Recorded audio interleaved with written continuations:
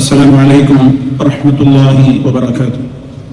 الحمد لله والصلاة والسلام على رسول الله وعلى آله وصحبه ومن والاه. أما بعد. സ്നേഹമുള്ള സഹോദരന്മാരെ, വിശ്വാസികളെ, അല്ലാഹു സുബ്ഹാനഹു വ തആല നമുക്ക് നിശ്ചയിച്ച ഏറെ പ്രാധാന്യമർഹിക്കുന്ന പുണ്യമതമായ ദീനുൽ ഇസ്ലാം, ആ ദീനുൽ ഇസ്ലാമിന് ഒട്ടേറെ മഹാസിനുകളുണ്ട്. അതിന്റെ ഏറ്റവും പ്രാധാന്യമർഹിക്കുന്ന ധാരാളം നന്മകൾ എടുത്തു പറയുവാനുണ്ട് ഇസ്ലാമിക ശരീഅത്തിന്. ഒന്നാമതായി അത് അന്നഹു ജാഅ ബിനഫിൽ ഹർജി അനിൽ ഇബാദി വദഫ്ഇൽ ഉസ്രി അൻഹും. ഇസ്ലാമിക ശരീഅത്തിന്റെ ഏറ്റവും വലിയ പ്രത്യേകത, അതനുഷ്ഠിക്കുന്ന മുസ്ലിമീങ്ങളെ സംബന്ധിച്ചിടത്തോളം അവരുടെ ജീവിതത്തിൽ അവർക്കത് അനുഷ്ഠിക്കുക എന്നുള്ളത് തീരെ പ്രയാസമില്ലാത്ത നിലക്കാണ് അല്ലാഹു ശരീഅത്തിലെ നിയമങ്ങളെ സംവിധാനിച്ചിട്ടുള്ളത്. ഞെരുക്കങ്ങളും പ്രയാസങ്ങളും ഇല്ലാത്ത നിലക്ക് അല്ലാഹു ദീനുൽ ഇസ്ലാമിനെ എളുപ്പമാക്കിയിരിക്കുകയാണ്. സൂറത്തുൽ ഹജ്ജിലെ 78-ാമത്തെ ആയത്തിൽ കാണാം, വമാ ജഅല അലൈക്കും ഫിദ്ദീനി മിൻ ഹറജിൻ. അല്ലാഹു നിങ്ങളുടെ മേൽ മതത്തിൽ യാതൊരു പ്രയാസത്തെയും വിഷമിപ്പിക്കലുകളെയും നിശ്ചയിച്ചിട്ടില്ല, ഉണ്ടാക്കിയിട്ടില്ല. നോമ്പനുഷ്ഠിക്കുന്നതിനെ സംബന്ധിച്ച് സൂറത്തുൽ ബഖറയിൽ അല്ലാഹു തആല പറഞ്ഞിടത്ത് യുരീദുല്ലാഹു ബിക്കുമുൽ യുസ്റ വലാ യുരീദു ബിക്കുമുൽ ഉസ്റ എന്ന് പറഞ്ഞു കാണാം. അല്ലാഹു നിങ്ങൾക്ക് എളുപ്പത്തെ എത്ര ഉദ്ദേശിക്കുന്നത്, അവൻ നിങ്ങൾക്ക് ഞെരുക്കവും പ്രയാസവും ഉദ്ദേശിക്കുന്നില്ല എന്ന്. അതുകൊണ്ട് തന്നെ ഇസ്ലാം ദീൻ ഇത്രത്തോളം എളുപ്പമാണ്. ഇതിലെ അനുഷ്ഠാന കാര്യങ്ങളും ഇതിലെ എല്ലാ കാര്യങ്ങളും എളുപ്പമാണ്.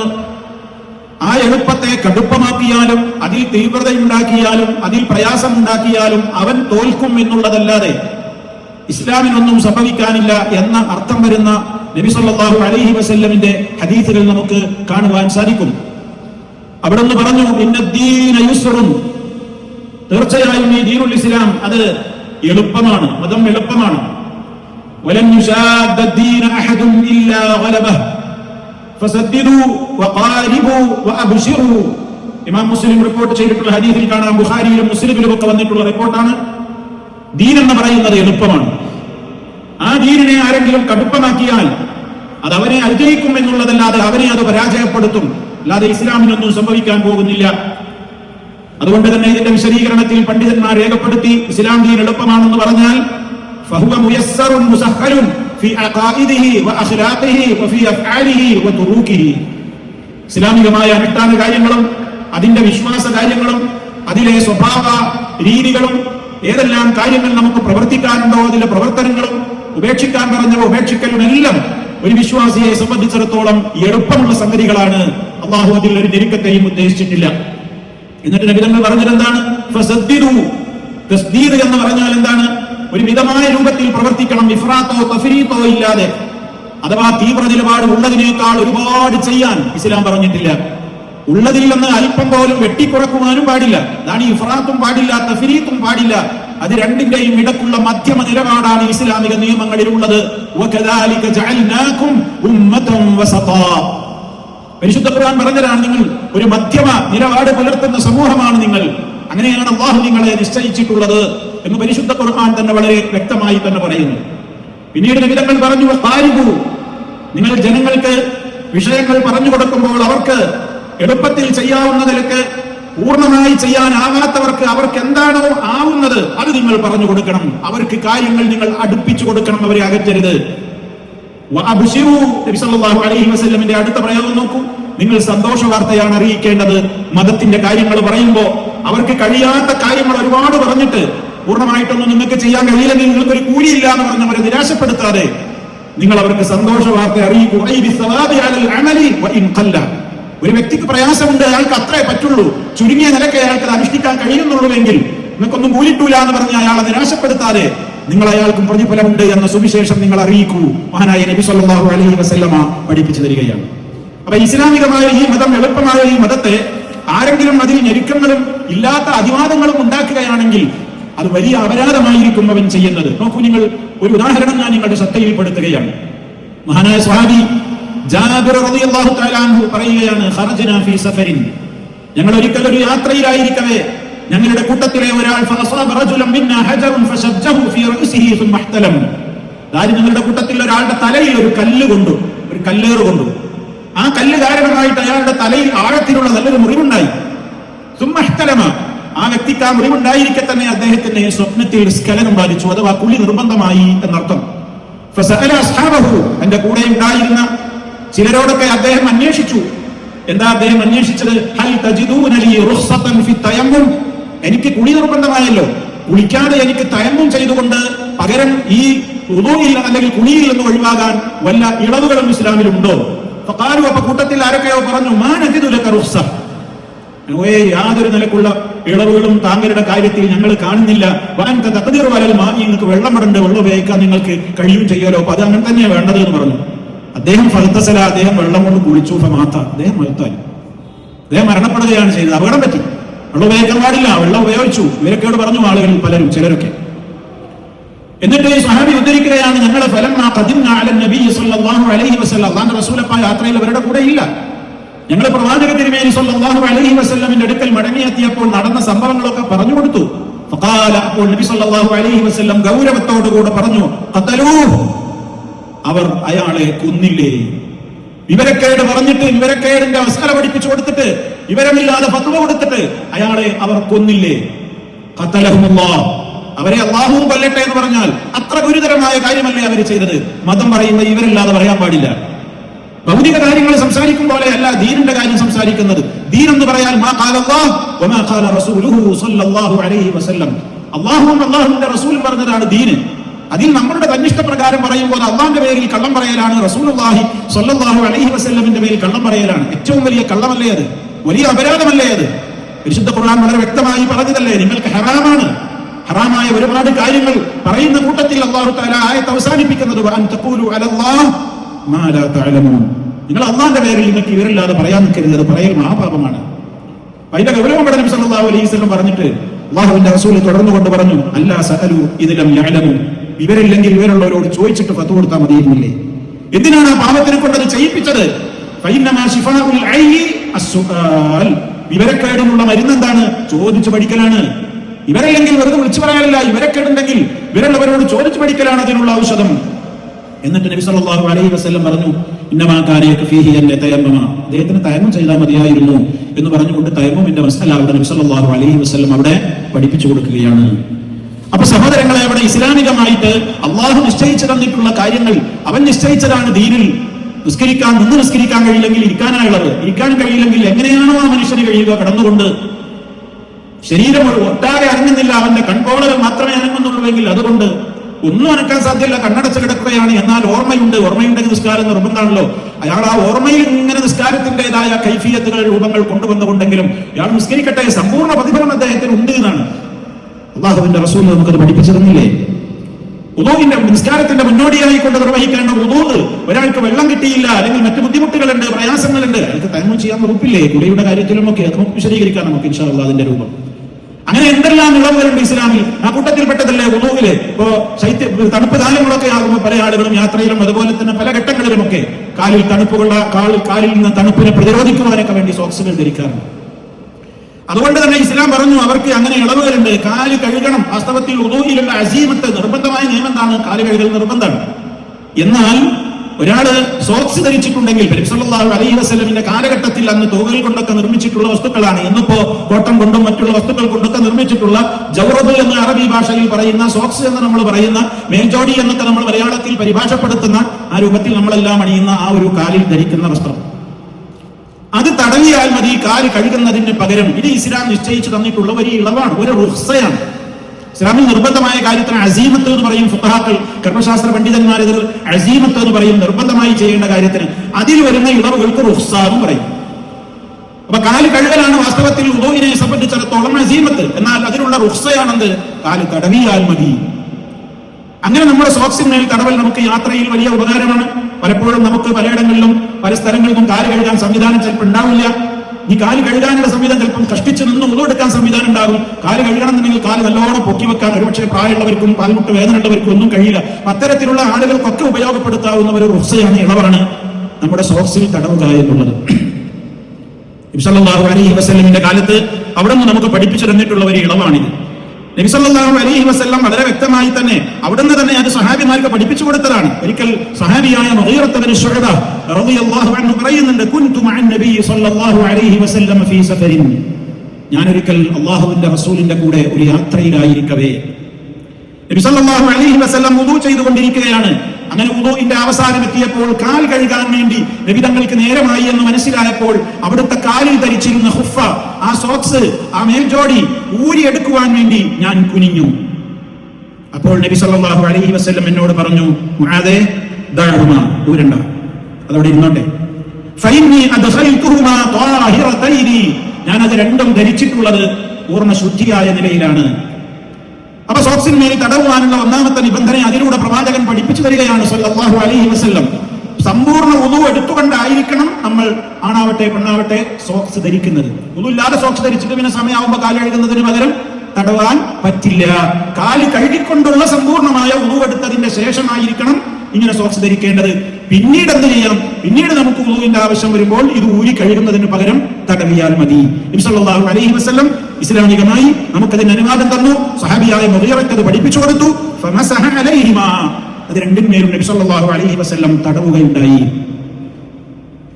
മഹാനായ ഹസൻ അൽ ബസരി റഹിമഹുല്ലാഹ് പറയുന്നുണ്ട്, ഇത് ഒന്നും രണ്ടും സഹാബിമാരിലൊന്നുമല്ല, പ്രവാചകൻ ഈ ഖുഫൈന്മേൽ തടവിയിട്ടുള്ള ചരിത്രം രേഖപ്പെടുത്തിയിട്ടുള്ളത് ഹദ്ദസനി ഹസൻ ബസരി റഹിമഹുല്ലാഹ് എന്ന് പറഞ്ഞ ആരാണ്? ധാരാളക്കണക്കിന് സഹാബിമാരെ കണ്ട താബിഈയാണ് ഹസൻ ബസരി റഹിമഹുല്ലാഹ്. അല്ലാഹുവിന്റെ റസൂലിന്റെ കാലത്ത് പ്രവാചകനിൽ വിശ്വസിച്ച് പ്രവാചകനെ കണ്ട, പ്രവാചകനോടൊപ്പം കഴിഞ്ഞ ആളുകൾക്കാണ് സഹാബികൾ എന്ന് പറയുന്നത്. ആ സഹാബികളെ കണ്ട, എന്നാൽ നബിതങ്ങളെ കണ്ടിട്ടില്ല, സഹാബത്തിനെ കണ്ട് സഹാബിമാരുടെ കൂടെ ജീവിച്ച പിൽക്കാല ആളുകൾക്കാണ് താബിഈങ്ങൾ എന്ന് പറയുന്നത്. മഹാനായ ഹസൻ അൽ ബസരി റഹിമഹുല്ലാഹ് സുപ്രസിദ്ധനായ താബിഈ പണ്ഡിതനായിരുന്നു. അദ്ദേഹം പറയാണ്, ഹദ്ദസനി, എന്നോട് ഈ വിവരം പറഞ്ഞു തന്നിട്ടുണ്ട് 70 മിൻ അസ്ഹാബി റസൂലില്ലാഹി സ്വല്ലല്ലാഹു അലൈഹി വസല്ലം, അല്ലാഹുവിന്റെ റസൂലിന്റെ 70ഓളം സഹാബിമാരെ എനിക്ക് പറഞ്ഞു തന്നിട്ടുണ്ട്. എന്ത്? അന്നഹു മസഹ അലൽ ഖുഫൈൻ, അല്ലാഹുവിന്റെ റസൂല് ഇരു സോക്സുകളിന്മേലും ഖുഫകളിന്മേലും തടവുകയുണ്ടായിട്ടുണ്ട് എന്ന്. ഒരൊറ്റപ്പെട്ട സംഭവമൊന്നും ആയിരുന്നില്ല, ധാരാളക്കണക്കിന് സഹാബിമാര് അത് റിപ്പോർട്ട് ചെയ്തിട്ടുണ്ട്. അപ്പൊ റബ്ബ് നൽകിയിട്ടുള്ള ഒരു ഇളവാണ്. ആ ഇളവ് വേണമെങ്കിൽ എടുക്കാം, നമുക്ക് അതിന് ആവശ്യമുണ്ടെങ്കിൽ ഉപയോഗിക്കാം. ഉപയോഗിക്കുന്നതുകൊണ്ട് നമുക്ക് കൂലി കുറയൂല, അള്ളാഹ്ക്ക് ഇഷ്ടമാണെന്നാണ്. റബ്ബ് നൽകിയ ഇളവുകളൊക്കെ എടുക്കുന്നത് അള്ളാഹുവിന് ഇഷ്ടമാണെന്നാണ്. നമ്മൾ വിചാരിക്കുന്നത് പോലെയല്ല. ആൾക്കാർ അപ്പൊ രണ്ടോ ആവാലോ, എന്നാ പിന്നെ അങ്ങനെ ചെയ്തൂടെ? ഇങ്ങനെ ഇളവുണ്ടെങ്കിൽ ആ അളവ് എടുക്കൽ അള്ളാഹ്ക്ക് ഇഷ്ടമാണെന്നാണ്. നബി സല്ലല്ലാഹു അലൈഹി വസല്ലമിന്റെ ഹദീസിൽ കാണാം, ഇന്നല്ലാഹ യുഹിബ്ബു അൻ തുഅതാ റുഖ്സഹു കമാ യുഹിബ്ബു അൻ തുഅതാ അസായിമുഹു, അള്ളാഹു നിശ്ചയിച്ചു തന്നിട്ടുള്ള ഇളവുകൾ എടുക്കൽ അവന് ഇഷ്ടം തന്നെയാണ്. ഇതുപോലെ നിർബന്ധമായി നമ്മൾ ചെയ്യേണ്ട കാര്യങ്ങൾ അള്ളാഹ് നമ്മളോട് നിർബന്ധമായി ചെയ്താൽ അവന് എത്രമാത്രം ഇഷ്ടമാണോ അത്ര തന്നെ ഇഷ്ടമാണ് നമ്മൾ ഇളവുകൾ ചെയ്യുന്നതും. ഇന്നല്ലാഹ യുഹിബ്ബു അൻ തുഅതാ റുഖ്സഹു കമാ യക്റഹു അൻ തുഅതാ മഅസിയതഹു, റബ്ബിനെ, അള്ളാഹുവിനെ അവൻ നൽകിയിട്ടുള്ള ഇളവുകൾ എടുക്കൽ ഇഷ്ടമാണ്. അതുപോലെ അവനെ ധിക്കരിച്ച് പ്രവർത്തിക്കൽ അവന് വെറുപ്പായതുപോലെ. അപ്പൊ റബ്ബിന് നൽകിയിട്ടുള്ള ഒരു ഇളവാണ്. ഇനി അത് നമ്മൾ തടവണമെന്നുണ്ടെങ്കിൽ ഞാൻ പറഞ്ഞ നിബന്ധനകൾ എല്ലാവരും ശ്രദ്ധിക്കണം. ഒന്ന്, ആ വസ്തു ശുദ്ധിയുള്ളതായിരിക്കണം. ആ വസ്തു ശുദ്ധിയുള്ളതായിരിക്കണം. നമ്മുടെ സോക്സിന്മേൽ നജസ്സൊന്നും ഉണ്ടാകാൻ പാടില്ല. അതാണ് ആ ധരിക്കുന്ന സോക്സ് വൃത്തിയുള്ളതും ശുദ്ധിയുള്ളതും ആയിരിക്കണം. രണ്ടാമത്തത്, അത് കാലിന്റെ നമ്മുടെ നെരിയാണി എല്ല് വരെ മൂടി നിൽക്കണം. നെരിയാണ്ടി എല്ല് നമ്മൾ എല്ലാവർക്കും അറിയില്ല, അപ്പൊ അത് വരെ എങ്ങനെ മൂടി നിൽക്കണം, വിരലൊക്കെ കവർ ചെയ്യുന്ന നിലക്കായിരിക്കണം. നമ്മൾ ബാൻഡേജ് കിട്ടുമ്പോൾ കുറച്ചു ഭാഗം കെട്ടിയെടുത്തത് അല്ല, അത് സോക്സ് ആവില്ല. ആ നിലക്ക് മനസ്സിലായിട്ടുണ്ടാവുമല്ലോ, അതാണ് അതിന്റെ രീതി. അതാണ് ആ വിഷയത്തിൽ. മറ്റൊന്ന് ഞാൻ ആദ്യം പറഞ്ഞു, എന്ത്? താഹിറായ നിലക്കായിരിക്കണം എന്ന് പറഞ്ഞാൽ നമ്മൾ ഉദുവോട് കൂടെ സോക്സ് ധരിച്ചവർക്കാണ് ആ അനുവാദം ഉള്ളത്. പിന്നെ തടവേണ്ട രീതി, നബി സല്ലല്ലാഹു അലൈഹി വസല്ലം പറഞ്ഞത് ഖുഫ തടവേണ്ടത് മുകൾ ഭാഗത്താണ്, അടിയിലല്ല. നമ്മുടെ യുക്തി നമ്മളോട് പറയാൻ എന്താണ്? അടിയിലല്ലേ പൊടിയും മണ്ണും ചെളിയൊക്കാവുക, അതല്ലേ എന്ന് വെള്ളം നനച്ചാൻ തുടക്കേണ്ടത്. പക്ഷെ തടവാൻ പറഞ്ഞത് എവിടെയാ? മുകൾ ഭാഗത്താണ്. എന്താ അങ്ങനെ ദീന് പറഞ്ഞത്? നമ്മളെ യുക്തിക്കൊന്നും അതിന്റെ സ്ഥാനമല്ല. അങ്ങനെയാണ് അല്ലാഹുവിന്റെ റസൂൽ പറഞ്ഞു, അങ്ങനെ തന്നെ ചെയ്യാം. അവിടുന്ന് ആ വിഷയത്തിൽ മഹാനായ അലി ഇബ്നു അബീ ത്വാലിബ് റളിയല്ലാഹു തആല അൻഹു ഒരിക്കൽ ഇപ്രകാരം പറഞ്ഞു. ഒരു മസ്അല അദ്ദേഹം പഠിപ്പിക്കുകയാണ്, നമ്മൾ അറിഞ്ഞിരിക്കേണ്ട ഒരു പൊരുത്തത്വം അതിലൂടെ അദ്ദേഹം പറഞ്ഞു. ലൗ കാന ദീനു ബിർറഈ ലകാന അസ്ഫലുൽ ഖുഫി ഔലാ ബിൽ മസ്ഹി മിൻ അലാഹു വഖദ് റഅയ്തു റസൂലല്ലാഹി സ്വല്ലല്ലാഹു അലൈഹി വസല്ലം യംസഹു അലാ ളാഹിരി ഖുഫൈഹി. വളരെ വ്യക്തമായി ഇവിടെ നിന്ന് പറയാണ്, ലൗ കാന ദീനു ബിർറഈ, മതം എന്നുള്ളത് നമ്മുടെ യുക്തിക്കനുസരിച്ചായിരുന്നുവെങ്കിൽ, മതത്തിന്റെ എല്ലാ കാര്യങ്ങളും നമുക്ക് 100% അതിന്റെ ലോജിക്കൊക്കെ മനസ്സിലായാലേ നമ്മൾ ചെയ്യുള്ളൂ എന്നാണ് നമ്മളുടെ ഒരു നിലപാടെങ്കിൽ, ലോജിക്ക് അറിയണതും അറിയാത്തതൊക്കെ ഉണ്ടാവും ഇസ്ലാമിന്റെ അനുഷ്ഠാന കാര്യങ്ങൾ. എന്താ അങ്ങനെയെന്ന് വെച്ചാൽ ചിലതിനൊക്കെ ലോജിക്ക് ഉണ്ടാവും, ചിലതിന് ലോജിക്കൊന്നും ഉണ്ടാവില്ല. മൊത്തം ഒരു ലോജിക്ക് നമ്മളാണ് പഠിച്ചു വെച്ചാൽ മതി. അതെന്താ? അള്ളാഹ് ഏൽപ്പിച്ചു, അതന്നെ അതിന്റെ ലോജിക്ക്. അതുകൊണ്ട് തന്നെ ദീന് എന്ന് പറയുന്നത് ലോജിക്കിനനുസരിച്ചായിരുന്നുവെങ്കിൽ സോക്സിന്റെ മുകൾ ഭാഗമല്ല താഴ്ഭാഗമായിരുന്നല്ലോ തടവേണ്ടിയിരുന്നത്. എന്നാൽ അലി റളിയല്ലാഹു അൻഹു പറയുന്നു, വഖദ് റഅയ്തു റസൂലല്ലാഹി സ്വല്ലല്ലാഹു അലൈഹി വസല്ലം, അല്ലാഹുവിന്റെ റസൂലിനെ എനിക്ക് കാണാൻ സാധിച്ചത് അവിടുന്ന് യംസഹു അലാ ളാഹിരി ഖുഫൈഹി, ഇരു സോക്സുകളുടെയും മുകളിൽ തടവുന്നതായിട്ടാണ്. അപ്പൊ നമ്മൾ കയ്യിൽ വെള്ളം നനയ്ക്കുക, കാല് കഴുകുമ്പോൾ എത്ര വേണ്ടോ കയ്യിൽ വെള്ളം നനച്ച് കൊടയ നമ്മൾ തല തടവുന്നത് പോലെ വെള്ളം എടുത്ത് കൊടയ നമ്മുടെ സോക്സിന്റെ മുകൾ ഭാഗത്ത് ഇങ്ങനെയാണ് തടവുക. മറ്റേ ഇടതു ഭാഗത്തും വലതു ഭാഗത്തും ഒക്കെ രണ്ട് കാലിന്റെയും മേൽക്കൂടി ഇങ്ങനെയാണ് തടവിയാൽ മതി. അത് കഴുകുന്നതിന് പകരമുള്ള തടവലായി. എത്ര സിമ്പിളാണ്, എളുപ്പമാണ് ആ വിഷയം. അതേ അവസരത്തിൽ കാല് ഇത് തടവേണ്ട കാര്യമാണ്. കഴുകുകയാണെങ്കിൽ ഫുള്ള് കഴുകണ്ടേ? കാല് കഴുകുമ്പോ പിന്നെ ഫുള്ള് കഴുകണ്ടേ, മേലെ മാത്രം കഴിയാൻ പോരല്ലോ. ഒരു ചെറിയൊരു നഖപ്പാടോളം പോലും, അല്ലെങ്കിൽ നമ്മൾ മുമ്പൊരിക്കൽ പറഞ്ഞിട്ടുണ്ട്, കാൽപാദങ്ങൾ സൂക്ഷിച്ച് കഴുകാത്തവർക്ക്, മടമ്പുകാലുകൾ സൂക്ഷിച്ച് കഴുകാത്തവർക്ക് നാശം. നബി സല്ലല്ലാഹു അലൈഹി വസല്ലം ദൂരം നിന്ന് വിളിച്ചു പറയാണ്. ചിലരൊക്കെ അങ്ങനെ ഉടുത്തു പോകണം കണ്ടപ്പോ, കാലിന്റെ മടമ്പൊന്നും വേണ്ട പോലെ നനയാത്തത് കണ്ടപ്പോ പറഞ്ഞു, വൈലുള്ളിൽ അഅ്താബി മിനന്നാർ, മടമ്പുകാലുകൾ വുദൂഇൽ സൂക്ഷിച്ച് കഴുകാത്തവർക്ക് നരകം, നാശം. അപ്പൊ ഇത് തടവുന്ന മസലയാണ് പറയുന്നത്, മറ്റേത് കഴുകുന്ന മസലയാണ്. ഇനി ഇതിന് വല്ല കാലാവധിയുണ്ടോ?